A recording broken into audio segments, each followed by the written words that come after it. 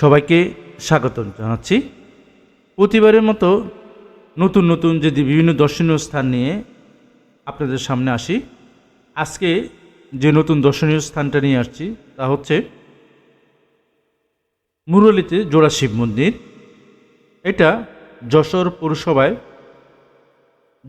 পৌরসভার যশোর খুলনা মহাসড়কের পাশেই এই জোড়া শিব মন্দিরটি অবস্থিত। আপনারা দেখছেন এই মন্দিরটি খুবই ঐতিহ্যবাহী এবং পুরাতন শিব মন্দির। প্রায় 823 বছর পুরনো এই শিব মন্দিরটি এখনও অনেকটা অক্ষত, মানে এত আধুনিক স্থাপনার মধ্যেও এটা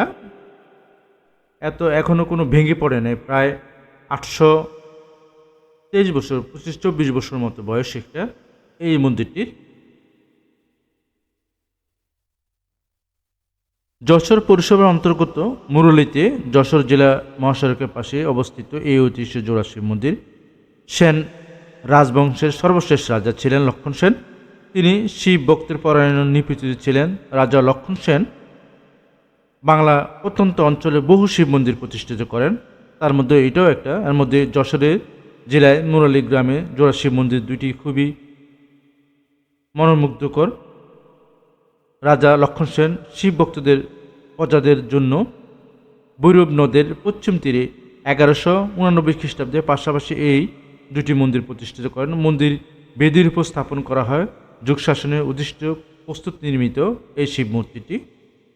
আপনারা দেখছেন নকশা মন্দির গায়ে। এখন মন্দিরের ভিতরে যে শিব মন্দিরটি রয়েছে, মন্দিরের ভিতরে যে শিব মূর্তিগুলি রয়েছে এগুলো নতুন সংস্করণ। আপনারা দেখছেন ফুলের কারুকাজ।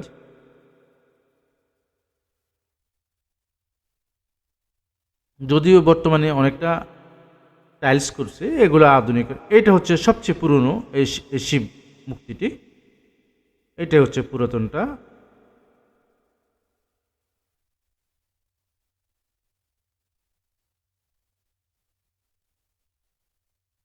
আপনারা দেখছেন এগুলো নতুন সংস্করণ, নতুন করে বসানো হয়েছে।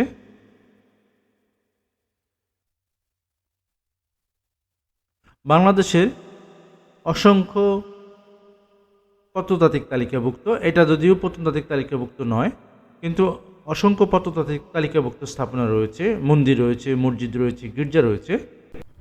আপনারা যদি এইরকম দর্শনীয় স্থান সম্পর্কে জানতে দেখতে থাকেন, ভালো লেগে থাকে, বাংলাদেশের অসংখ্য প্রত্নতাত্ত্বিক স্থাপনার মধ্যে রয়েছে বিভিন্ন মন্দির, মসজিদ।